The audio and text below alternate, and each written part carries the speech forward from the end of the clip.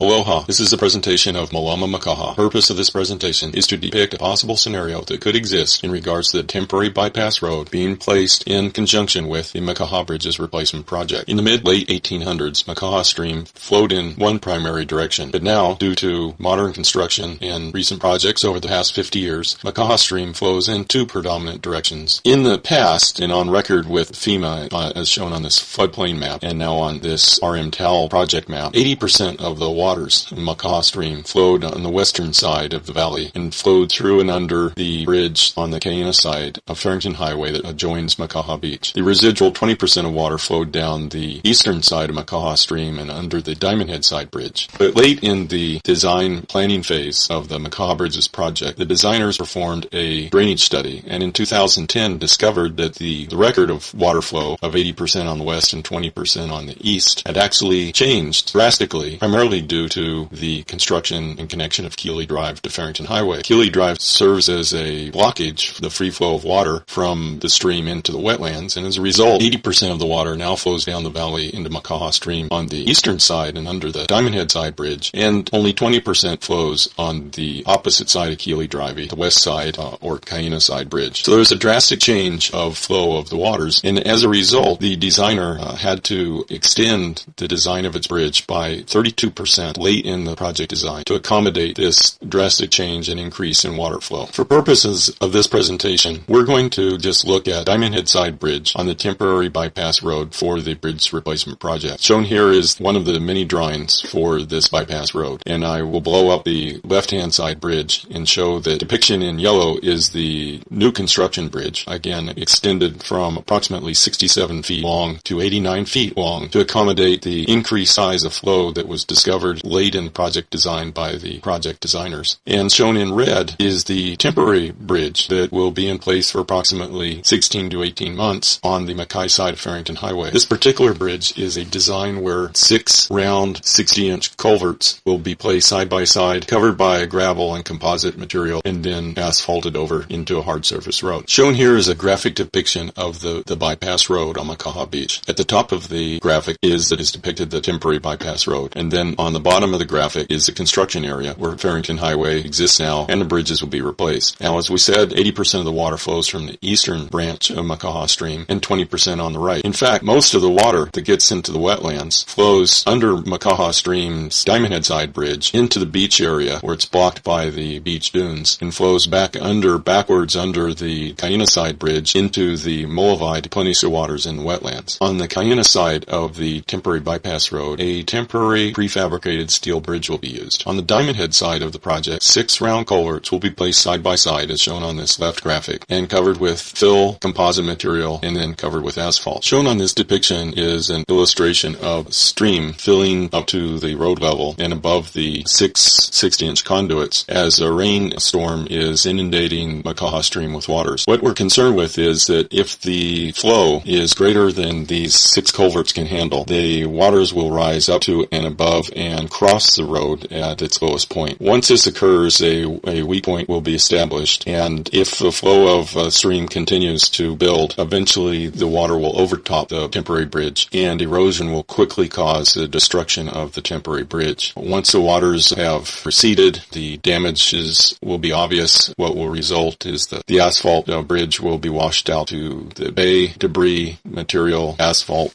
dirt, gravel, etc. Any shoring materials, the conduit itself, be washed to sea and require cranes and other heavy equipment to remove and mediate the environmental disaster that will occur on the beach and also in Makaha Bay. And what will be left behind is a bridge that has been washed out and no longer capable of providing the free flow of traffic to and from the either Keeley Drive and or the Kaina side of Farrington Highway, causing a significant impact on the community and a significant impact on the environmental situation of Makaha Beach. The temporary bypass route is designed to handle a 5-year flood. Anything larger than a 5-year flood will exceed the capability of one or both of the bridges. We're concerned that bridge design for the Diamond Head Side Bridge was done before the 2010 hydraulic study results were made, and that the Diamond Head Side Bridge was not designed to accommodate the increased flow of waters that now come down the eastern side of Makaha Stream. In other words, the 80% of volume that now flows in that direction, and that the calculations are drastically wrong, and the capability of this Diamond Head side bridge is inadequate for accommodating a 5-year flood. It might not even accommodate normal rainwaters from a typical winter season. This is conjecture on our part because we haven't been given access to the drainage data for the 2010 drainage report, but the real possibility concerns, especially when looking at the design of the two bridges, the temporary prefabricated steel bridging